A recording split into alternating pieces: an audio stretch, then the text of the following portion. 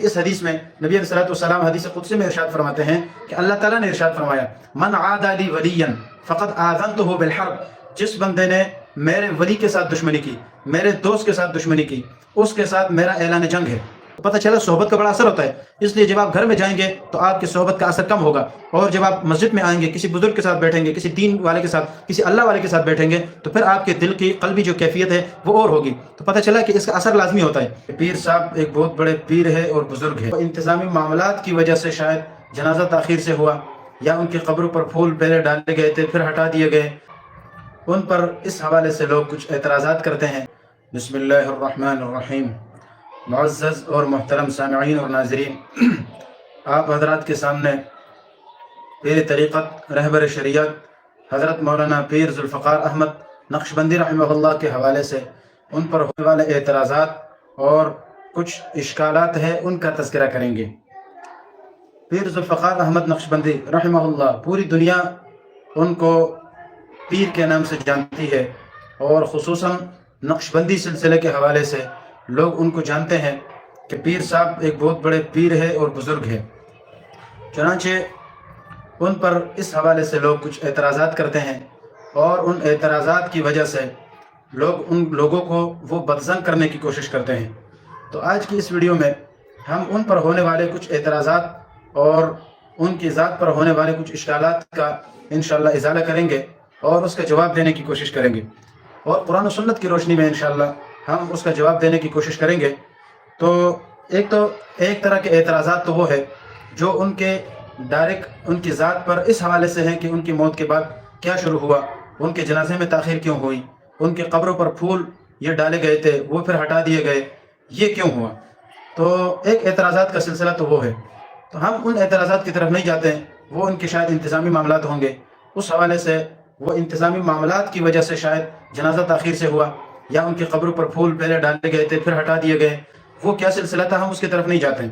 آج ہم جس حوالے سے بات کرنے والے ہیں وہ پیر صاحب کے تصوف کے حوالے سے، چونکہ وہ نقشبندی سلسلے سے ان کا تعلق تھا اور دنیا میں جانے اور مانے قسم کے پیر تھے، تو اس لیے ان پر کچھ اعتراضات اس وجہ سے ہوتے تھے کہ بھئی یہ تصوف کہاں سے ثابت ہے، یہ پیر تھا تو نعوذ باللہ یہ بدعتی تھا۔ اب بعض لوگوں نے تو اللہ معاف فرمائے ان کے موت کے بعد ان کو بدعتی کہہ کر یہ پوسٹیں کرنے شروع کر دیے کہ موت المبتدع فتح فی الاسلام ہے، کہ ایک بدعتی کی موت یہ اسلام کی فتح ہے۔ میں سوال کرنا چاہتا ہوں کہ کیا آپ کو اسلام یہ چیز سکھاتا ہے کہ ایک بندہ فوت ہو گیا اور اتنا بڑا اللہ کا ولی وہ اگر دنیا سے تشریف لے گیا ہے تو اس کے بعد آپ ان کے خلاف زبان درازی کرتے ہیں، ایسے بڑے پیر کے حوالے سے آپ اس طرح کی باتیں کرتے ہیں، یہ آپ کو اسلام کہاں سکھاتا ہے؟ میں آپ کو مختصراً سب سے پہلے ایک حدیث کی طرف لے جانا چاہتا ہوں۔ صحیح بخاری کی ایک حدیث ہے جس میں رسول اللہ صلی اللہ علیہ وسلم یہ بتانا چاہتے ہیں حدیث قدسی کے طور پر۔ حدیث قدسی آپ جانتے ہوں گے کہ حدیث قدسی وہ حدیث ہے کہ جس میں نبی علیہ السلام کی زبانی وہ ہم تک پہنچے اور وہ اللہ سبحانہ وتعالیٰ کی بات ہو، آسان الفاظ میں کہے کہ حوالہ اللہ تعالیٰ کا ہو، زبان رسول اللہ صلی اللہ علیہ وسلم کی ہو، اور اس طرح سے وہ بات ہم تک پہنچے، اس کو حدیث قدسی کہتے ہیں۔ تو صحیح بخاری کی اس حدیث میں نبی علیہ الصلوۃ والسلام حدیث قدسی میں ارشاد فرماتے ہیں کہ اللہ تعالیٰ نے ارشاد فرمایا من عادى لي وليا فقد آذنته بالحرب، جس بندے نے میرے ولی کے ساتھ دشمنی کی، میرے دوست کے ساتھ دشمنی کی، اس کے ساتھ میرا اعلان جنگ ہے۔ اب اعلان جنگ کرنا اس کا مطلب کیا ہوتا ہے کہ آپ بھی مقابلے میں اتر آئیں، میں بھی مقابلے میں اتر آؤں، میری فل کوشش ہوگی کہ آپ کو نقصان پہنچاؤں، آپ کی فل کوشش ہوگی کہ آپ مجھے نقصان پہنچائیں، اس طرح سے ہم ایک دوسرے کو نقصان پہنچائیں۔ اب آپ سوچ سکتے ہیں کہ ایک بندہ اللہ کے ساتھ مقابلے کے لیے اترے، اللہ تعالیٰ اس کے مقابلے کے لیے اترے۔ یہ میں تشبیہات کے سے ہٹ کر ایک بات بتانے لگا ہوں صرف اس حدیث کی تشریح میں، کہ ایک بندہ اللہ سے مقابلہ کرنے کے لیے آئے تو میں 100% آنکھیں بند کر کے میں بھی کہہ سکتا ہوں، آپ بھی کہہ سکتے ہیں کہ اس میں اللہ کا کوئی نقصان نہیں ہے، جو نقصان ہے میرا اور آپ کا ہے، اللہ معاف فرمائے۔ یا جو اللہ کے ساتھ دشمنی کرتا ہے وہی اللہ سبحانہ وتعالیٰ سے جنگ کرنے والا ہے اور اسی کا نقصان ہوگا۔ اب وہ نقصان کس شکل میں ہوگا، میں آپ کو ایک نقطہ بیان کر کے پھر آگے بات بڑھاتا ہوں۔ اللہ سے جنگ کرنے کے لیے اللہ سبحانہ وتعالیٰ جب آپ سے جنگ کرنے کے لیے اعلان جنگ کرتا ہے تو اس کا مطلب یہ ہے کہ پھر آپ کا نقصان اور جتنا بڑا ہو یا جتنا چھوٹا ہو وہ اپنی جگہ پر، لیکن سب سے بڑا نقصان یہ ہوگا کہ آپ سے ایمان چھین لیا جائے گا، آپ کے ایمان پر خطرہ پڑے گا، آپ کا ایمان اللہ کے نزدیک ایک مذبذب بن جائے گا۔ بس کسی بھی ٹائم اللہ تعالیٰ اللہ معاف فرمائے معاذ اللہ آپ دنیا سے تشریف لے جائے اور آپ ایمان کی حالت میں نہ ہو، اللہ آپ سے ایمان ہی چھین لے، اعلان جنگ کا یہ مطلب ہوتا ہے۔ باقی اللہ تعالیٰ نے اللہ کے رسول ارشاد فرمایا ہے کہ من عادى لي وليا فقد آذنته بالحرب، جس بندے نے میرے ولی اور دوست سے دشمنی کی اس سے میرا اعلان جنگ ہے۔ اس سے میرا کیا ہے؟ اعلان جنگ ہے۔ آپ پوری دنیا جانتی ہے، صرف پاکستان میں نہیں، پوری انڈیا میں، پوری دیگر ممالک میں، پوری دنیا میں لوگ پیر صاحب کو ایک بزرگ کے طور پر، ایک نیک شخصیت کے طور پر جانتے ہیں اور ان کو سمجھتے ہیں۔ لہٰذا یہ 100% اللہ کے ولی ہے اور اللہ کے دوست ہے، اللہ تعالیٰ کے نیک مقرب لوگوں میں سے ہیں۔ صرف اس کی نہیں، باقی لوگوں کی زندگی کو آپ دیکھیں، ان کی وجہ سے کتنی دنیا کے لوگوں کی زندگیاں بدل چکی ہے، کتنے لوگوں کی زندگیاں سنت پر آ چکی ہے، کتنے لوگوں کی جو ہے نا زندگیوں میں سنت کی پابندی آ چکی ہے، یہ صرف اس بندے کی وجہ سے۔ تو جس بندے کی وجہ سے لوگوں کی زندگیاں تبدیل ہو، آپ خود سوچ سکتے ہیں کہ اس بندے کی اپنی زندگی کا عالم کیا ہوگا، اپنی زندگی کی سنت کی پابندی کیا ہوگی۔ آپ اس کے چہرے کو دیکھیں، اس کی داڑھی کو دیکھیں، اس کی پگڑی اور لباس کو دیکھیں، 100% آپ کو ہر جز سے سنت کی اتباع نظر آئے گی، ہر لمحے میں آپ کو وہ شخص سنت کا پابند نظر آئے گا۔ اور دنیا سے وہ شخص تشریف لے گئے، یہ اللہ کا ولی ہے۔ تو اللہ کے ولی کے خلاف بد زبانی کرنا، ان کے خلاف زبان درازی کرنا، یہ اپنی آخرت کو تباہ کرنے والی بات ہے، اپنے ایمان کو برباد کرنے والی بات ہے، اور اس سے نقصان کیا ہوگا یہ میں بھی جانتا ہوں، آپ بھی جانتے ہیں۔ اچھا، اس سے ہٹ کر میں آپ کو ایک بات بتاتا ہوں۔ رسول اللہ صلی اللہ علیہ وسلم کی ایک حدیث کا مفہوم اور خلاصہ یہ ہے کہ زندہ تو زندہ ہے، اگر کوئی شخص مر جاتا ہے تو آپ اس کے خلاف بالکل زبان درازی نہ کریں، اپنی زبانوں کو بند کریں۔ وہ جیسا کیسا تھا، وہ جس طرح بھی تھا، وہ دنیا سے تشریف لے گیا، اب آپ اس کے خلاف زبان بالکل بند کریں۔ وہ کیا کہہ رہا ہے، کیا کرتا تھا، کیا نہیں کرتا تھا، اگر آپ اس کی اچھائیاں بیان نہیں کر سکتے تو کم از کم برائیاں بیان کرنے سے بھی اپنی زبان کو بند رکھیں۔ یعنی کہ حدیث میں یہ آتا ہے کہ اپنے مردوں کی اچھائیاں بیان کرو اور ان کے خلاف بد زبانی کرنے سے اپنی زبان کو محفوظ رکھو، اس لیے کہ انہوں نے وہ کچھ پا لیا ہے جو ابھی تک تم نے نہیں پایا۔ یعنی مطلب یہ کہ وہ شخص ابھی اللہ کے دربار میں پہنچ چکا ہے، وہ شخص اللہ سبحانہ وتعالیٰ کے ہاں پہنچ چکا ہے، اس لیے جو اجر اس کو ملنا تھا وہ انشاءاللہ ملے گا، یا جو سزا ملنی تھی یا وہ ملے گی۔ اللہ تعالیٰ معاف فرمائے، اللہ کے عذاب سے اللہ ہم سب کو محفوظ فرمائے۔ تو کہنے کا مقصد یہ ہے کہ اگر یہ شخص جیسا کیسا بھی تھا، انسان ہے، انسان کی زندگی میں بہت سارے گناہ ہوتے ہیں، خطا ہوتے ہیں، لیکن ظاہری شکل و صورت اس بندے کی سنت کے بالکل پابند ہے، بالکل مطابق ہے، تو کم از کم ایسے شخص کے بارے میں آپ زبان کو کنٹرول کریں، اپنی زبان کی حفاظت کریں اور اپنی آخرت کو برباد ہونے سے بچائیں۔ اللہ تعالی ہم سب کی حفاظت فرمائے۔ خیر، یہ تو میں ابتدائی کچھ باتیں ان کے حوالے سے میں ذکر کر رہا تھا۔ جو لوگ کہتے ہیں میں کسی موقع ملا، آپ مجھ سے رابطہ اگر ہوا تو میں آپ کو وہ پوسٹیں دکھاؤں گا فیس بک میں اور دیگر جگہوں میں جو زبان استعمال کی گئی، ان کو بدعتی کہا گیا، اور ان کے بارے میں یہ الفاظ استعمال ہوئے کہ جب ایک بدعتی دنیا سے مردار ہو کے چلا جاتا ہے تو الحمدللہ کہو، استغفر اللہ استغفر اللہ، اللہ ہم سب کی حفاظت فرمائے۔ ایسے شخص کے بارے میں اتنی گندی زبان استعمال کرنا، یہ اللہ معاف فرمائے، پتہ نہیں یہ کیسے لوگ ہیں، ہم تو ایسے الفاظ زبان پر لانے سے بھی، نقل کرنے سے بھی ڈرتے ہیں۔ یہ اعتراض ان کا کیوں ہوتا ہے، یہ سوال ان کا کیوں ہوتا ہے بنیادی طور پر؟ تو یہ بات یاد رکھے کہ ان کا یہ سوال بنیادی طور پر اس لیے ہوتا ہے کہ وہ تصوف کو اور یہ پیری مریدی کو ایک عجیب چیز سمجھتے ہیں، وہ اسلام سے نعوذ باللہ ہٹ کر اس کو ایک چیز سمجھتے ہیں۔ وہ ہم مانتے ہیں کہ کچھ غلط چیزیں بھی لوگ اس میں داخل کرتے ہیں، ہم دیکھتے ہیں تصوف کے نام پر نعوذ باللہ من ذالک مسجدوں میں کیا ڈرامے ہوتے ہیں، مسجدوں میں ناچ ہوتا ہے اور کیا کچھ نہیں ہوتا، جذب ہوتا ہے، ایک وجد ہوتا ہے، یہ چیزیں بھی ہوتی رہتی ہے۔ میں اس طرف نہیں جاتا، وہ بلا شبہ غلط ہے، ہم اس کی طرف نہیں جاتے، لیکن آپ اس جیسے اکابرین کی اگر زندگیاں دیکھیں، آپ ان کی مجلس دیکھیں، ابھی بھی یوٹیوب میں دیگر مقامات پر آپ کو ان کی مجالس مل جائیں گی، آپ کو قرآن سے ہٹ کر، آپ کو حدیث سے ہٹ کر، آپ کو دین کی باتوں سے ہٹ کر اگر کوئی اور بات ملتی ہے تو یہ داڑھی ہے، یہ آپ دیکھ لیں، کسی بھی جگہ پر آپ کو سنت کے خلاف کوئی بات نہیں ملے گی، بس اللہ رسول کی بات ملے گی، اکابرین امت کی بات ملے گی، دین کی بات ملے گی، سنت کا اتباع ملے گا، اپنے اکابرین کی طرف، دین کی طرف دعوت آپ کو ملے گی۔ ایسا نہیں ہے کہ نعوذ باللہ کیا کچھ چل رہا ہے۔ میں پہلے آپ کو بتا چکا ہوں کہ تصوف کے نام پر ڈرامہ بازی بھی ہے، لیکن ہمارے اکابرین الحمدللہ، پھر خصوصاً پیر صاحب جیسے لوگ، یہ بالکل اس سے دور ہے اور اس چیزوں سے ان کا کوئی واسطہ نہیں ہے۔ تو میں نے بتایا کہ تصوف یہ کوئی نئی چیز نہیں ہے، اس کا الحمدللہ دین میں ثبوت ہے، قرآن میں اس کا ثبوت ہے، حدیث میں اس کا ثبوت ہے، ہمارے صحابہ کرام، ہمارے اسلاف، ہمارے بزرگ سب اس طرح کے طریقے کرتے آ رہے ہیں۔ میں آپ کو بعد میں بتاؤں گا انشاءاللہ کہ اس میں کیا کچھ چیز نہیں ہے جس پر زیادہ قابل اشکال ہے اور اس پر اشکال ہو سکتا ہے، تو اس کا بھی میں انشاءاللہ آپ کو جواب دوں گا۔ سب سے پہلے میں آپ کو تصوف کی طرف لے آتا ہوں۔ تصوف کی بنیاد، جب ہم کسی پیر سے بیعت کرتے ہیں تو اس کا مطلب ہم تصوف کی لائن میں داخل ہو گئے۔ اس کو تصوف بھی کہتے ہیں، اس کو سلوک بھی کہتے ہیں، اس کو طریقت بھی کہتے ہیں، اور اس کو مدارج سالک، جو بھی نام آپ اس کو دے سکتے ہیں وہ دے سکتے ہیں، اور اس کے بہت سارے نام ہیں، لیکن میں صرف آپ کو اتنا بتا دوں کہ یہ چیز، اس کا ثبوت، چاہے نام مختلف ہو جائے، اس کا شاید تصوف کے نام سے قرآن میں آپ کو کہیں پر بھی لفظ نہ ملے، لیکن تصوف کا معنی اور مطلب اور اس کی ترغیب قرآن میں موجود ہے۔ جیسے خود توحید کا لفظ پورے قرآن میں آپ کو نہیں ملے گا، لیکن توحید کا معنی، توحید کی ترغیب، توحید کی دعوت، یہ آپ کو قرآن میں انشاءاللہ العزیز ملے گی، حدیث میں بھی ملے گی۔ اب دیکھو، قرآن میں ایک چیز کا صرف نام نہیں ہے اور کام موجود ہے، اس کا مطلب یہ اس کے جائز ہونے کی دلیل ہے، نام آپ اس کا کوئی بھی رکھ لیں۔ اسی طرح سے توحید ہے تو اس کا بھی مستقل اگر کوئی نام نہیں ہے، کام موجود ہے، اس کی ترغیب موجود ہے، تو یہ اس کے جائز ہونے کی دلیل ہے۔ تو اس لیے تصوف یعنی پیری مریدی طریقت سلوک یا کوئی بھی نام آپ دے دیں، یہ سب قرآن سے ثابت ہے۔ میں اولا آپ کو قرآن سے ایک مثال دیتا ہوں۔ اللہ سبحانہ و تعالیٰ نے سورۃ الممتحنہ اس میں نبی علیہ السلام کے حوالے سے بلکہ حکم دیا ہے کہ اذا جاءک المؤمنات، اے پیغمبر آپ کے پاس جب مومن عورتیں آ جائیں، کس لیے آ جائیں؟ یبایعنک، جو آپ کے ساتھ بیعت کرے، ٹھیک ہے، آپ کے ساتھ کیا کریں؟ بیعت کریں۔ یہ میں آپ کو اس لیے بتا رہا ہوں کہ تصوف کی بنیاد یہ بیعت ہوتی ہے، تو آپ کو کم از کم بیعت کے بارے میں تو پتہ ہو کہ بیعت کیا چیز ہے۔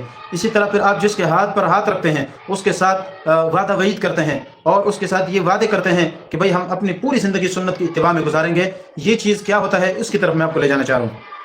چنانچہ سب سے پہلے میں آپ کو قرآن کی آیت کی تشریحات میں کروں گا، پہلے آپ کو بیعت کا معنی سمجھاتا ہوں۔ بیعت عربی میں بیعت کا معنی ہوتا ہے بیچ دینا، با یا اور عین، اس کا معنی ہوتا ہے بیچ دینا۔ جب اس کا معنی بیچ دینا ہے تو پھر اس کا کیا مطلب ہے بیچنے کا؟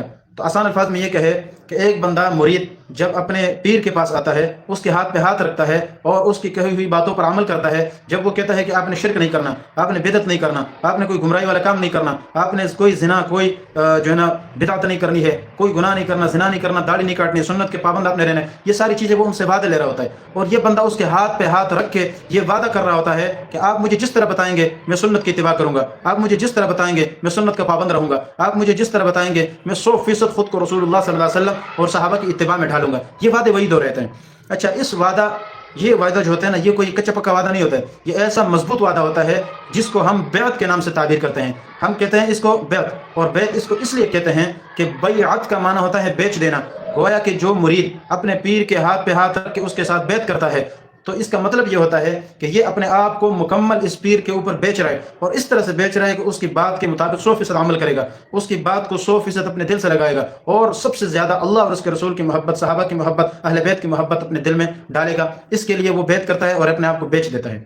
میں اس کی آپ کو ایک مثال دیتا ہوں۔ صحابہ نے بھی کہا تھا نا غزوہ خندق میں، نحن الذین بایعوا محمدا علی الجہاد ما بقینا ابدا، کہ ہم وہ لوگ ہیں جنہوں نے کیا کیا؟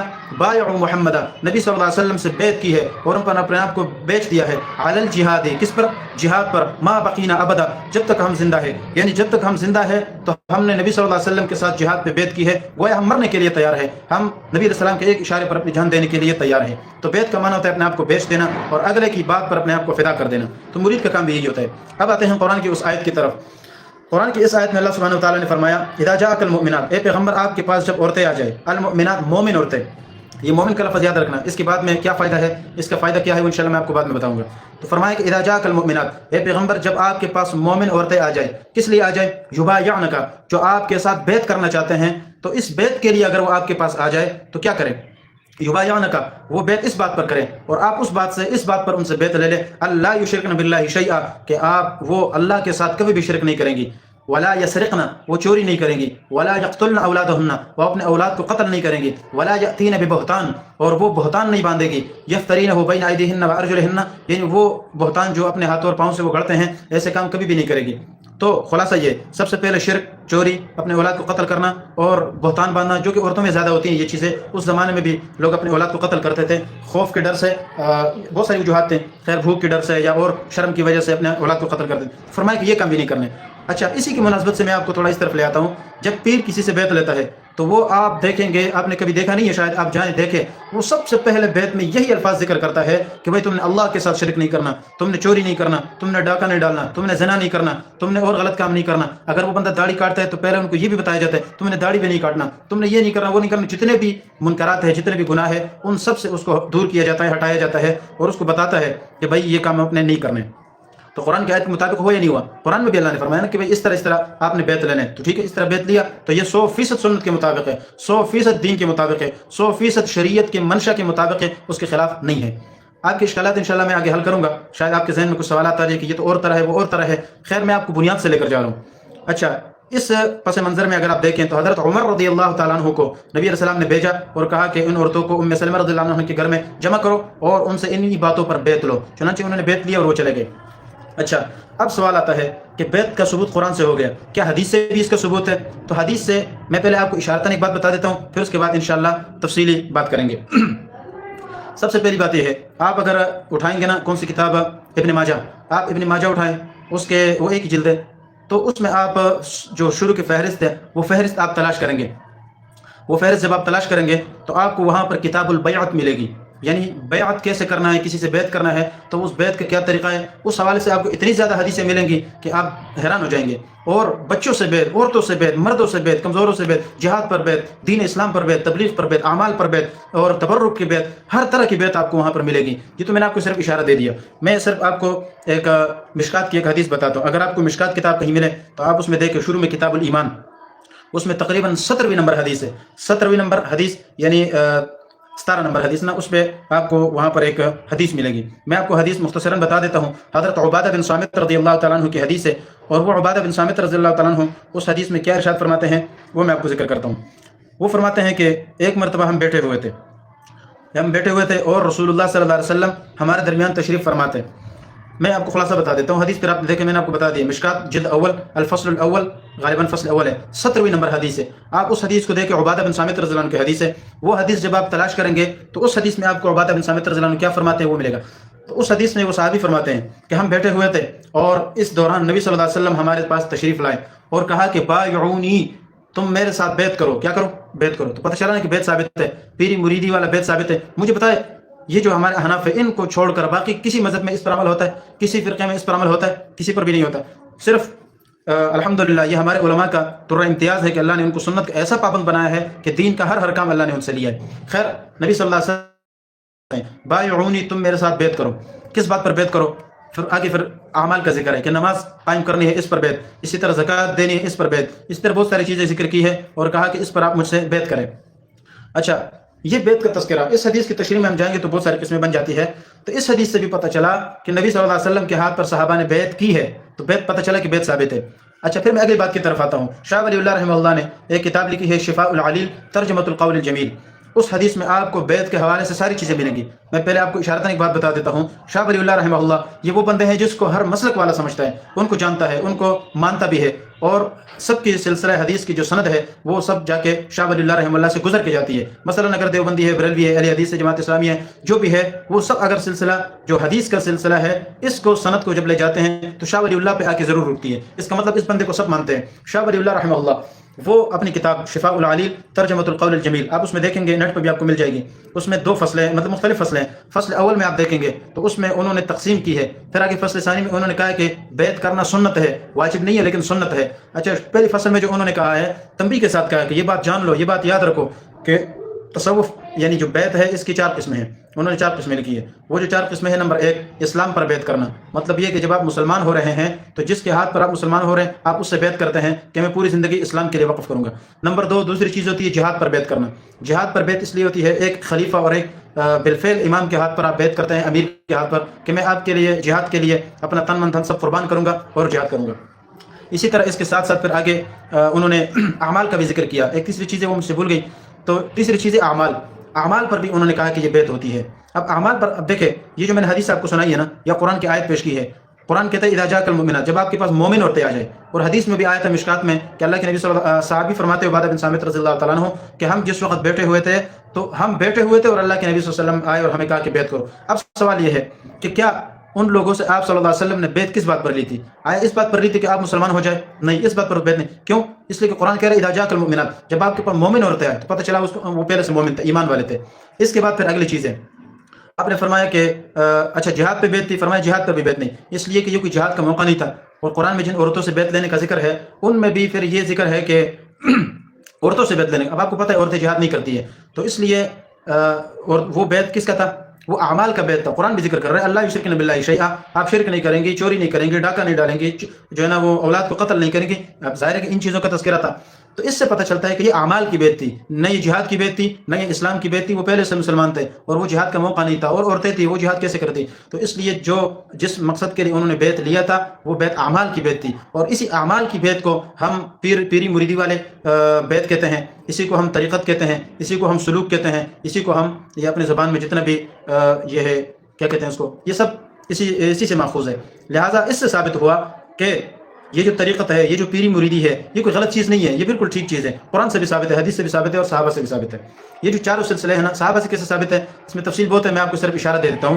اشارہ یہ ہے کہ رسول اللہ صلی اللہ علیہ وسلم کے صحابہ سے بہت سارے سلسلے چلے ہیں، لیکن یہ جو ہمارے ہاں 4 سلسلے مشہور ہوتے ہیں نا، ایک قادری ہے، چشتی ہے، سہروردی ہے، نقشبندی ہے، جس طرح کے پیر صاحب نقشبندی سلسلے سے تھے. اب یہ چاروں سلاسل اگر آپ اس کی بنیاد دیکھیں، جیسے میں نے بتایا نا، ہر حدیث کی ایک سند ہوتی ہے، اس کے پیچھے ایک کڑی ہوتی ہے، سلسلہ ہوتا ہے. اس سلسلے میں اگر آپ دیکھیں گے تو مثلا میں نے حدیث کی کتاب پڑھی ہے فلاں اپنے استاد سے، انہوں نے اپنے استاد سے، انہوں نے اپنے استاد سے، کرتے کرتے امام بخاری، پھر آگے تابعین، پھر جا کے صحابہ تک بات پہنچ جاتی ہے. تو ایسے ہی حدیث کے ساتھ ساتھ فقہ کا بھی ایک سلسلہ ہے، سند ہے مسائل کا. ہم نے فقہ کے مسائل اپنے استاد سے، پھر انہوں نے اپنے استاد سے، کرتے کرتے ہمارا سلسلہ جا کے ابن مسعود رضی اللہ تعالیٰ عنہ تک پہنچتا ہے، پھر نبی علیہ السلام تک پہنچتا ہے. تو اسی طرح سے تصوف کے یہ جو 4 سلسلے ہیں، یہی سلسلے بھی آپ دیکھیں گے یہ بھی صحابہ تک جاتے ہیں. مثلا چشتی ہے، قادری ہے، سہروردی ہے، یہ جو 3 سلاسل ہے، ان کا جو منتہا ہے یہ کس پہ جا کے ختم ہوتی ہے، یا یہ کہو کہ اس کی بنیاد کون بنتے ہیں، یہ حضرت علی رضی اللہ تعالیٰ عنہ بنتے ہیں. اسی طرح نقشبندی سلسلہ ہے، جس کا تعلق جس سے پیر صاحب کا بھی تعلق تھا، اس نقشبندی سلسلے میں یہ جو سلسلہ ہے یہ جا کے حضرت ابوبکر صدیق رضی اللہ تعالیٰ عنہ پہ ختم ہوتا ہے. یعنی آپ کو بات سمجھ آ گئی نا کہ یہ جو تصوف کے سلسلے ہیں 4 بہت سارے ہیں، لیکن مشہور یہ ہوئے ہیں. یہ نہیں ہے کہ یہ 4 ہی ہے. جس طرح 4 امام ابو حنیفہ، امام شافعی، امام احمد، امام مالک رحمہ اللہ، یہ 4 بڑے بڑے امام مجتہدین ہیں. اس کا مطلب یہ نہیں ہے کہ صرف یہی ہے، ان کے علاوہ بہت سارے ہیں، لیکن یہ جو 4 ہے یہ مشہور ہو چکے ہیں. اس کے علاوہ اور بھی ہے. اسی طرح یہ جو 4 سلسلے ہیں، یہ سلسلے بھی ان کے علاوہ بھی ہے، لیکن یہ 4 چونکہ بہت مشہور ہوئے ہیں، اسی لیے ان 4 کا تذکرہ کیا جاتا ہے. اور ان 4 کی بنیاد صحابہ کرام ہے. ان 4 کی بنیاد کون ہے؟ صحابہ کرام ہے رضی اللہ عنہم اجمعین. پہلے کا ابوبکر ہے رضی اللہ تعالیٰ عنہ، اور باقی 3 کا سیدنا علی المرتضیٰ رضی اللہ تعالیٰ عنہ ہے. اچھا، اس سے آپ کو اندازہ ہو گیا ہوگا کہ تصوف یہ کوئی الگ چیز نہیں ہے، یہ کوئی گھڑی ہوئی چیز نہیں ہے. اچھا، اس سے پھر آگے چلتے ہیں. یہ جو تصوف کا معاملہ ہے نا، یہ کس لیے ہوتا ہے؟ قرآن کی ایک آیت میں آپ کو بتاتا ہوں کہ اس سے آپ کو صحیح طور پر تصوف کا معنی اور مقصد سمجھ میں آئے گا کہ ایک انسان دوسرے کے ہاتھ پر بیعت کیوں کرتا ہے. اشارتاً میں نے پہلے آپ کو بتا دیا کہ اپنے اعمال کی پابندی کرنے کے لیے وہ بیعت کرتا ہے. بعض لوگ کہتے ہیں کہ آپ کسی عالم سے مسائل پوچھیں اور مسائل پوچھ کے اپنی زندگی گزارے، اعمال کریں، تو اس میں بیعت کی کیا ضرورت ہے؟ حضرت آپ کی بات بالکل ٹھیک ہے، اس میں بیعت کی ضرورت نہیں ہے. لیکن یہ بات تو سب جانتے ہیں کہ ہر صاحب نسبت شخص، ہر بزرگ کا ایک اپنے اثرات ہوتے ہیں. جیسے صحابہ کے بارے میں آتا ہے کہ ہم جب گھر میں ہوتے ہیں تو ہماری دلی کیفیت اور ہوتی ہے، ہم جب مسجد میں آتے ہیں نبی علیہ السلام کے ساتھ بیٹھتے ہیں تو ہماری دلی کیفیت اور ہوتی ہے. تو پتہ چلا صحبت کا بڑا اثر ہوتا ہے. اس لیے جب آپ گھر میں جائیں گے تو آپ کی صحبت کا اثر کم ہوگا، اور جب آپ مسجد میں آئیں گے، کسی بزرگ کے ساتھ بیٹھیں گے، کسی دین والے کے ساتھ، کسی اللہ والے کے ساتھ بیٹھیں گے، تو پھر آپ کے دل کی قلبی جو کیفیت ہے وہ اور ہوگی. تو پتہ چلا کہ اس کا اثر لازمی ہوتا ہے. تو جب اثر ہوتا ہے تو اس کا مطلب یہ ہے کہ اثر سے بڑا فائدہ انسان کو ہوتا ہے. اگر آپ کسی عالم سے مسئلہ پوچھ کے عمل کر رہے ہیں تو یہ بالکل ٹھیک ہے، ہم آپ کو کبھی بھی منع نہیں کرتے ہیں، ورنہ ہمارے علماء کبھی یہ کہتے ہیں کہ بھئی آپ غلط کر رہے ہیں. اور جیسے میں نے شروع میں بتایا، شاہ ولی اللہ رحمہ اللہ نے صاف فرمایا کہ بیعت کرنا یہ واجب نہیں ہے، یہ سنت ہے. تو سنت کا یہ مطلب ہے نا کہ آپ کریں اچھی بات ہے، نہیں کریں تو ٹھیک ہے، کوئی مسئلہ نہیں ہے. اگر آپ مسائل پوچھ کے دین پر عمل کرتے ہیں تو بہت اچھی بات ہے، زبردست ہے. لیکن اگر اس کے ساتھ ساتھ کوئی بندہ کسی صاحب نسبت بزرگ، کسی نیک اللہ والے کے ساتھ تعلق قائم کر کے اس کی کہی ہوئی باتوں پر عمل کر کے آگے چلتا ہے اور دین پر عمل کرتا ہے، تو اس میں حرج والی بات کیا ہے؟ ٹھیک ہے. اس میں فائدہ کیا ہوتا ہے میں آپ کو بتاتا ہوں. فائدہ یہ ہوتا ہے کہ وہ اللہ کا ولی ہے، اللہ کا بزرگ ہے، دیندار ہے، تو اس پر اپنے علماء نے، بزرگ نے، اکابرین نے اعتماد کیا ہے، سنت کا پابند بندہ ہے. تو کیا خیال ہے جب آپ اس کے مجلس میں رہیں گے، اس کے ساتھ تعلق قائم کریں گے، ان کے ساتھ اٹھنا بیٹھنا رکھیں گے، تو آپ کے اندر بھی اعمال کی پابندی آئے گی، شوق آئے گا، آپ کے ایمان میں تازگی آئے گی، آپ کا شوق اور زیادہ بڑھے گا بنسبت یہ کہ آپ اکیلے اعمال کریں. ٹھیک ہے، وہ بھی صحیح ہے، البتہ اس کا فائدہ زیادہ ہے. جیسے میں نے ایک مثال دی حدیث سے، میں قرآن سے آپ کو ایک مثال دیتا ہوں. رسول اللہ صلی اللہ علیہ وسلم کی دنیا میں بھیجنے کا جو مقصد اللہ سبحانہ وتعالیٰ نے قرآن میں ذکر کیا ہے وہ کیا ہے؟ دیکھیں، لقد من اللہ علی المؤمنین، اللہ تعالیٰ فرماتے ہیں کہ ہم نے مومنوں پر بڑا احسان کیا. اذ بعث فیہم رسولا، کہ اللہ نے ان میں رسول بھیج دیا. ٹھیک ہے. اچھا، کیوں بھیج دیا؟ اس لیے یتلو علیہم آیاتہ، اس پیغمبر کا کام یہ ہوگا کہ وہ قرآن کی آیات، قرآن لوگوں کو تلاوت کر کے، ان کو پڑھ کے یہ تلاوت کر کے سمجھاتے ہیں، پڑھاتے ہیں، آسان الفاظ میں کہ قرآن کی تعلیم دیتے ہیں. پھر قرآن کی تعلیم میں بہت ساری چیزیں آ جاتی ہیں، مثلا اس کی صرف تلاوت بھی آ جاتی ہے، اس کی تفسیر بھی آ جاتی ہے، اس کی تشریح بھی آ جاتی ہے، اس کے احادیث بھی آ جاتی ہے، یہ ساری چیزیں آتی ہے. تو پہلا کام کیا ہے نبی کا؟ تلاوت. تو قرآن کہہ رہا ہے یتلو علیہم آیاتہ، جو نبی آتا ہے وہ ان پر قرآن تلاوت کرتا ہے، ان کے سامنے قرآن پڑھ کے سناتا ہے. صحیح ہے. اس کے بعد دوسرا کام کیا ہوتا ہے؟ یتلو علیہم آیاتہ ویزکیہم، یہ چیز قابل غور ہے. فرمایا کہ ویزکیہم، اس کا دوسرا کام یہ ہوتا ہے کہ وہ ان کا تزکیہ کرتا ہے. کیا کرتا ہے؟ تزکیہ. تزکیہ کا مقصد کیا ہوتا ہے؟ تزکیہ کا مقصد یہ ہوتا ہے، تزکیہ کا معنی ہوتا ہے پاک کرنا، صاف کرنا. جیسے مثال، آپ کو پتہ ہے زکوٰۃ کو زکوٰۃ کیوں کہتے ہیں؟ زکوٰۃ کو زکوٰۃ اس لیے کہتے ہیں کہ زکوٰۃ کا معنی ہوتا ہے پاک کرنا. آپ کا جو مال ہے، وہ مال آپ کے پاس پڑے سال گزر گیا اور بہت زیادہ مال ہے، اس میں اوروں کا بھی حق آ چکا ہے، غریبوں کا بھی حق ہے، اللہ کا بھی حق ہے. تو یہ حق آنے کی وجہ سے آپ اگر مال نہیں دیں گے تو آپ گناہگار ہوں گے. تو لہٰذا آپ کا مال فی الحال گندا ہے. آپ کا مال پاک کیسے ہوگا؟ آپ کا مال پاک ہوگا زکوٰۃ کے ذریعے. آپ اپنے مال کا 40واں حصہ نکالیں گے, اللہ کے راستے میں زکوٰۃ دیں گے. آپ نے اللہ کا بھی حق ادا کر دیا, اللہ کا حکم بھی پورا کر دیا. آپ نے ایک فقیر کے ساتھ مدد کر دی اور اس کی ضرورت کو آپ نے پورا کر دیا. تو اس سے کتنا بڑا فائدہ ہوا کہ آپ کا مال پاک ہو گیا. تو پتہ چلا کہ زکوٰۃ کو زکوٰۃ اس لیے کہتے ہیں کہ یہ مال کو پاک کرتا ہے. مال کو کیا کرتا ہے؟ پاک کرتا ہے. چنانچہ جب یہ مال کو پاک کرتا ہے اسی لیے اس کو زکوٰۃ کہتے ہیں. میں ایک اور مثال دیتا ہوں. قربانی کا جو جانور ہے, قربانی کا جو جانور ہے اگر وہ خود بخود مر جائے, یا کوئی بھی جانور ہے چاہے قربانی کا ہو یا نہ ہو, حلال جانور ہو, بکری ہے, مرغی ہے, گائے ہے, بھینس ہے, بیل ہے, کوئی بھی چیز ہے, اگر آپ اس کو ذبح کرتے ہیں تو یہ حلال, اور اگر خود بخود مر جاتا ہے تو یہ حرام ہے. کوئی مجھے بتا سکتا ہے کہ اس کی یہ وجہ کیوں ہے؟ میں آپ کو ایک سوال بھی ذکر کر دیتا ہوں. ایک ہندو تھا, اس نے کسی مسلمان اسکالر تھا, کوئی کیا کہتے ہیں, ایک عالم تھا, اس پر یہ اعتراض بھی کیا کہ کیا وجہ ہے کہ جو جانور خود بخود مر جائے, یا دوسرے الفاظ میں کہے کہ اللہ تعالیٰ اس کو مار دے, تو وہ تو حرام ہو گیا, وہ تمہارے لیے جائز نہیں ہے, وہ حرام ہے. لیکن جس کو تم خود چھری لے کر ذبح کرو اور اس کو قتل کر دو, اس کے رگے کاٹ دو, خون بہا دو, تو وہ تمہارے لیے حلال ہے. جس کو اللہ تعالیٰ مار دے وہ تمہارے لیے حرام ہو جاتا ہے. تو اس کی کیا وجہ ہے؟ میں بھی جانتا ہوں, آپ بھی جانتے ہیں, ایک جانور اگر بیمار ہے, خود بخود مر جائے تو وہ مردار سمجھا جاتا ہے. مردار کو کھانا یہ جائز نہیں ہے. اور اگر ہم چھری لے کے صحیح مستقل طور پر اس کو ذبح کرتے ہیں, اس کا خون بہاتے ہیں, اس کو ذبح کر دیتے ہیں, تو اس کے رگے کاٹ دیتے ہیں, 4 رگے, اس کے بعد ہم کہتے ہیں یہ جانور حلال ہے, یہ پاک ہے, آپ اس کو کھا سکتے ہیں. ٹھیک ہے. اچھا, اس سوال کے جواب کی طرف بعد میں آتا ہوں. پہلے جو بات بتانے کا مقصد ہے وہ یہی ہے کہ جانور جب ہم اس کو ذبح کرتے ہیں نا, ذبح کرتے وقت اس کی 4 رگیں یہاں کاٹ دیتے ہیں. جب 4 رگیں یہاں کٹ جاتی ہے, اس کے بعد اس کے جو خون کے 2 سانس کی جو 2 نالیاں ہوتی ہیں, جو رگیں ہوتی ہیں, ان رگوں سے خون دبا کے نکلتا ہے اور صحیح زور سے نکلتا ہے, آسان. پھر اس کے جتنے بھی خون کے جو خون ہوتا ہے گوشت سے, رگوں سے, وہ خون باہر آ جاتا ہے. تو پتہ چلا کہ خون مردار چیز تھا, وہ خون نکل گیا تو جانور پاک. اور جو جانور خود بخود مر جائے, وہ جانور جو خود بخود مر جاتا ہے, اس کا خون نکلا ہے؟ نہیں نکلا. جب اس کا خون ہی نہیں نکلا ہے تو اس وجہ سے وہ جانور حرام سمجھا جاتا ہے, کیونکہ اس میں بیماریاں ہوتی ہے. اور ایک بات یہ ہے کہ اس پر اللہ کا نام بھی نہیں لیا, کیونکہ اللہ کا نام لینے سے جانور حلال ہوتا ہے. ذبح کرتے وقت ہم اللہ کا نام لیتے ہیں, تو اللہ کے نام پر ایک جانور ذبح ہو تو وہ حلال ہے. اگر اللہ کے نام پر ذبح ہو, خود بخود مر جائے اور مر گیا اور خون بھی اس کے اندر ہی رہ گیا, تو اس وجہ سے وہ مردار سمجھا جاتا ہے. یہ وجہ ہے. تو اصل اس کے اعتراض کا جواب بھی یہی تھا نا ہندو کا. ہندو کے اعتراض کا جواب یہ ہے کہ بھائی ہم اللہ کا نام لے کر ذبح کرتے ہیں تو اس لیے وہ حلال. وہ جو خود بخود مرتا ہے اس پر کسی نے اللہ کا نام لیا ہی نہیں ہے, تو اس لیے وہ حرام ہوتا ہے. ایک بات. دوسری بات یہ ہے کہ حلال اور حرام کا تعلق اصل میں جو جانور کے اندر کا جو خون ہوتا ہے نا, حرمت علیکم المیتہ, اللہ تعالیٰ نے فرمایا کہ تم پر مردار بھی حرام ہے اور والدم, اور خون بھی حرام ہے. تو وہ جو خون ہے اس کو نکلنا چاہیے تھا, لیکن جب وہ خود بخود مر گیا تو وہ خون نہیں نکلا. تو پتہ چلا کہ مردار چیز گوشت اور پوست اور ہر چیز میں سرایت کر گئی ہے, اس وجہ سے اس کا گوشت پاک ہی نہیں ہوا. جب پاک نہیں ہے تو اللہ نے ہی ہمیں کہا کہ یہ مردار ہے, یہ نہ کھاؤ. تو اس لیے ہم اللہ کا حکم ہی مان رہے ہیں. یہ نہیں ہے کہ اللہ نے مارا تو نہیں کھا رہے ہیں اور ہم نے مارا تو کھا رہے ہیں, ایسی بات نہیں ہے. تو بات سمجھ آ رہی ہے میرے خیال میں. اس کے ساتھ ساتھ جب وہ خون نکل جاتا ہے تو سارا گندا خون جب بہہ جاتا ہے تو پھر ہم کہتے ہیں کہ اس کا گندا خون نکل گیا, جو حرام چیز تھی وہ نکل گیا, باقی جانور پاک ہے, وہ حلال ہے, وہ آپ کھا سکتے ہیں, آپ استعمال بھی کر سکتے ہیں. اس کے ساتھ میں ایک اور فائدے کی بات آپ کو بتاؤں. وہ فائدے کی بات یہ ہے کہ آپ کو پتہ ہے مچھلی ویسے بھی حلال ہے. یعنی اگر آپ اس کو ذبح نہ بھی کریں تو بغیر ذبح کیے بھی وہ حلال ہے. آپ اس کو شکار کرتے ہیں, مچھلی کو پانی سے نکالتے ہیں, وہ ادھر ہی تڑپ تڑپ کے مر جاتا ہے. جب مر جاتا ہے تو اس کا خون نکلا ہے؟ نہیں نکلا.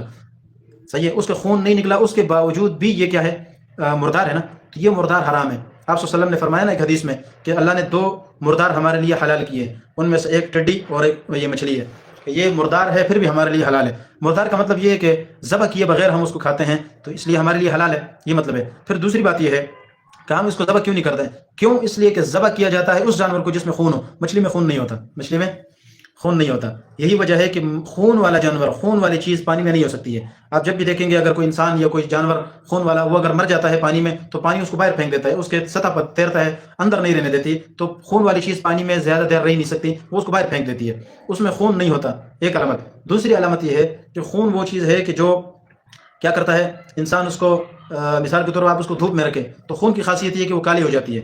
لیکن مچھلی کے جو اندر آپ کو کچھ نہ کچھ خون نظر آ رہا ہوگا, وہ خون نہیں ہے. آپ اس کو دھوپ میں رکھیں وہ سفید ہو جاتی ہے, پتہ چلا کہ وہ خون نہیں ہے. خیر, اپنی بات کی طرف آتے ہیں. یہ جو جانور ذبح ہو جاتا ہے, اس جانور کا نام, اس کو عربی میں کہتے ہیں تزکیہ. اس کو بھی کیا کہتے ہیں, کتاب الزکوٰۃ. آپ پڑھیں گے کسی کتاب میں اگر آپ کو مل گئی تو عربی میں یہ جو جانوروں کے ذبح کرنے کے مسائل آتے ہیں اس کا نام کتاب الزکوٰۃ ہوتا ہے. اس کا معنی بھی یہی ہوتا ہے کہ زکوٰۃ یعنی پاک ہو گیا. پہلے جانور پاک نہیں تھا, خون نکل گیا, ذبح ہو گیا, خون رگیں کٹ گئی, جب خون نکل گیا تو اب یہ جانور پاک ہے, اس لیے اس کو زکوٰۃ کہتے ہیں. تو پتہ چلا کہ پاک چیز کو زکوٰۃ کہتے ہیں, ناپاک چیز کو نہیں, پاک چیز کو زکوٰۃ کہتے ہیں. اب آتے ہیں اپنے مقصد کی طرف۔ اللہ سبحانہ و تعالیٰ نے نبی صلی اللہ علیہ وسلم کی دنیا میں بھیجنے کا جو مقصد ذکر کیا ہے، جو مقاصد ذکر کیے ہیں، ان میں سب سے پہلا کیا تھا؟ قرآن کی تلاوت۔ دوسری چیز تھی وہ یزکیہم، ان کا تزکیہ کرنا۔ تو پتہ چلا کہ تزکیہ کا معنی ہے پاک کرنا۔ جب انسان کیا کرتا ہے، ایک انسان جب ایک بزرگ کے ہاتھ پر ہاتھ رکھتا ہے، اس سے بیعت کرتا ہے اور اپنی اصلاح کرنے کی کوشش کرتا ہے، تو جتنے گناہ ہوتے ہیں ان گناہ کو چھوڑ دیتا ہے۔ یہ گندے گناہ انسان کے زندگی سے نکل گئے، اس کا دل صاف ہو گیا، تو پتہ چلا اس کا تزکیہ ہو گیا۔ تو قرآن یہی کہہ رہا ہے، لقد من اللہ علی المؤمنین، اللہ نے نبی صلی اللہ علیہ وسلم کو بھیج کر امت پر احسان کیا، مومنین پر بڑا احسان کیا۔ اذ بعث فیہم رسولا، کہ اللہ نے ان میں ایک رسول بھیج دیا، یہ بڑا احسان کیا۔ اس رسول کا کام کیا ہے؟ یتلو علیہم آیاتہ ویزکیہم ویعلمہم الکتاب والحکمہ۔ سب سے پہلا کام یہ ہے کہ وہ ان کے سامنے تلاوت کرتا ہے۔ نمبر 2 ان کا تزکیہ کرتا ہے۔ نمبر 3 کتاب و حکمت کی تعلیم دیتا ہے، کتاب قرآن کی تعلیم دیتا ہے، حکمت یعنی حدیث کی تعلیم دیتا ہے، قرآن کی صرف تلاوت کرتا ہے۔ ایک چیز بیچ میں آ گئی، وہ کیا ہے؟ تزکیہ۔ تو پتہ چلا کہ یہ تزکیہ ایسی چیز ہے کہ جس سے انسان کا دل صاف ہوتا ہے۔ یہ ایک پیغمبر کا بہت بڑا مقصد ہے دنیا میں آنے کا، یعنی پیغمبر کے آنے کے جو بہت بڑے بڑے مقاصد ہوتے ہیں، ان میں ایک بہت بڑا مقصد یہ بھی ہے کہ وہ مومنین کا تزکیہ کرتا ہے، ان کا دل صاف کرتا ہے، ان کو گناہوں سے بچاتا ہے، ان کو دور کرتا ہے، ان کی زندگی پاک صاف کر دیتا ہے۔ یہ نبی کا کام ہوتا ہے، تزکیہ کرنا۔ اب آپ کو پتہ ہے نبی صلی اللہ علیہ وسلم کا ہر عمل امت کو وراثت کے طور پر ملا ہے۔ مثلا علماء کے بارے میں آتا ہے کہ العلماء ورثۃ الانبیاء، علماء یہ انبیاء کے وارث ہیں۔ تو وارث کا کام یہ ہوتا ہے کہ اپنے مورث کی، اپنے جو فوت ہو چکا ہے اس کے ہر چیز کی حفاظت کرتے ہیں، اس کے زندگی کے ہر پہلو کی، آپ صلی اللہ علیہ وسلم کی زندگی کے ہر عمل کی حفاظت، ہر پہلو کی حفاظت، ہر چیز کی حفاظت، ہر جو ہے نا سنت کی حفاظت کرتے ہیں۔ تو کیا خیال ہے جب نبی صلی اللہ علیہ وسلم دنیا سے تشریف لے گئے اور ہم وارث کا کام یہ ہوتا ہے کہ اس کے ہر چیز کی حفاظت کرنی ہے، تو جب ہم نے نبی کی زندگی کی حفاظت کی، ان کی سیرت کی حفاظت کی، ان کی جہادی زندگی کی حفاظت کی، ان کی پگڑی، ان کی ٹوپی، ان کی داڑھی، یہ ساری چیزوں کی حفاظت جب علماء کرتے ہیں، تو میرا خیال ہے کہ تزکیہ یہ بھی نبی کی وراثت کا ایک حصہ ہے۔ ایک امتی، ایک حقیقی معنوں میں جو صحیح عالم ہوگا، اس کا بھی کام یہی ہوگا کہ اس وراثت کو صحیح طور پر سنبھالے، اور اس وراثت کے ساتھ ساتھ وراثت کے اس حصے کا بھی خیال کرے کہ وہ جو ہے نا امت کا تزکیہ کرے، وہ پیر بنے، اور اپنا تزکیہ بھی پہلے نمبر پہ کرے، اس کے بعد امت کا تزکیہ بھی کرے، امت کے دلوں کو بھی صاف کرے۔ تو اس کے لیے جو طریقہ اختیار کیا جاتا ہے، وہ طریقہ پھر کیا ہے؟ مقصد آپ کو سمجھ آ گیا نا؟ مقصد یہ ہے کہ انسان کا دل صاف ہو، مقصد یہ ہے کہ تزکیہ ہو، مقصد یہ ہے کہ انسان گناہوں سے دور ہو۔ اس کے لیے کیا کرنا چاہیے؟ اس کے لیے طریقہ کیا ہے؟ اب اس طریقے کے بارے میں پھر سب سے بڑا سوال آ جاتا ہے کہ انسان اپنے دل کا تزکیہ کیسے کرے؟ کیا یہ پیری مریدی یہی کام رسول اللہ صلی اللہ علیہ وسلم یا صحابہ نے کیا؟ تو سب سے پہلی بات یہ ہے کہ کچھ نہ کچھ شکل اس کی نبی السلام کے زمانے میں بالکل اسی طرح تھی، جیسے کہ ہاتھ پہ ہاتھ رکھنا اور اعمال بتانا، یہ چیزیں آپ صلی اللہ علیہ وسلم کے دور میں بھی تھی اور ابھی بھی ہے، تو اس لیے یہ تو کوئی نئی چیز نہیں ہے۔ پھر دوسری جو ضروری بات ہے وہ آپ ذہن میں رکھیں، آپ کو انشاءاللہ باقی سارے اشکالات آپ کے ختم ہو جائیں گے۔ وہ یہ ہے کہ یہ جو تصوف کی جتنی لائن ہے نا، جتنا سلسلہ ہے، اس کو علماء کہتے ہیں کہ یہ علاج ہے۔ یہ کیا ہے؟ علاج ہے۔ جیسے ایک انسان کے ظاہری بیماریوں کا، جسمانی بیماریوں کا آدمی اگر شکار ہو جاتا ہے تو اس کا علاج کیا ہوتا ہے؟ ڈاکٹر بتاتے ہیں فلاں دوائی کھائیں، فلاں چیز کھائیں، یہ چیز کھائیں، وہ چیز کھائیں، ماہرین بتاتے ہیں کہ آپ ٹھیک ہو جائیں گے اس طریقے سے۔ بات سمجھا رہی ہے؟ لیکن ایک اندر کی روحانی بیماری ہے، ایک دل کی بیماری ہے، ایک نفسانی بیماری ہے، شیطان آپ پر حملہ کرتا ہے، تو آپ شیطان سے اپنے آپ کو کیسے بچائیں گے؟ آپ اپنے آپ کو اللہ کے پناہ میں کیسے لائیں گے؟ اس کے لیے دنیاوی کوئی اسباب، کوئی طریقے بھی تو ہونے چاہیے۔ تو اس کے اسباب اور اس کے جو طریقے ہیں وہ کیا ہے، وہ میں آپ کو بتانے لگا ہوں۔ تو پتہ چلا کہ ظاہری ڈاکٹر بھی ہے، روحانی ڈاکٹر بھی ہے۔ معالج جو علاج کرنے والا ہے وہ آپ کے ظاہری جسمانی بیماریوں کا علاج کرنے والے وہ الگ ہے، اسی طرح آپ کی جسمانی اور باطنی جو بیماری ہے، روحانی جو بیماریاں ہیں، اس کا علاج کرنے والا بھی کون ہے؟ اس کے بھی کوئی معالج موجود ہوتے ہیں۔ چنانچہ اصل چیز ایمان، دل، تقوی، ان کی حفاظت کرنی ہے تو اس کے لیے معالج یہی لوگ ہوتے ہیں۔ اس کے لیے معالج یہ پیر صاحبان، پیر حضرات ہوتے ہیں، یہ انسان کا علاج کرتے ہیں، اور اس کے اندر اگر کوئی بیماری ہے، اگر وہ داڑھی نہیں رکھتا، یہ بیماری کہاں سے ہے، یہ بیماری کس طرح دور ہوگی، وہ پیر اس کو بتاتا ہے کہ تم یہ چیز چھوڑو، تم یہ کام کرو، تم یہ ذکر کرو، تم اس طرح سے اللہ کے ساتھ تعلق جوڑو، تم عبادات زیادہ کرو، تم نوافل زیادہ پڑھو، تم تلاوت زیادہ کرو، تم اتنا ٹائم مسجد میں دیا کرو، فلاں فلاں وظیفہ کرو، یہ کرو تو وہ کرو۔ تو اس کے بعد آہستہ آہستہ آپ کے دل میں یہ تقوی آتا جائے گا اور آپ گناہوں سے دور ہوتے جائیں گے اور آپ کے اندر یہ چیزیں پیدا ہوتی جائیں گی۔ اس کا طریقہ نبی علیہ السلام کے زمانے میں بھی یہی تھا، البتہ نبی کی صحبت کا بڑا اثر تھا، اور اب جو ہے نا تھوڑا کمزور گئے تو اس کے لیے زیادہ اشغال کرنے ہوتے ہیں۔ تو میرے خیال سے یہ بات کافی ہو گئی ہے، اذان ہو رہا ہے، تو باقی جو کوئی بات ہے آپ ساتھی مجھے کمنٹ میں کریں، کوئی سوال ہے تو کر سکتے ہیں، اس کے بعد انشاءاللہ یہ بات مزید ہم آگے بڑھائیں گے۔ اللہ تعالی ہمیں ان ساری باتوں پر عمل کرنے کی اور 100% رسول اللہ صلی اللہ علیہ وسلم صحابہ کی اتباع کرنے کی توفیق عطا فرمائے۔ وآخر دعوانا الحمدللہ۔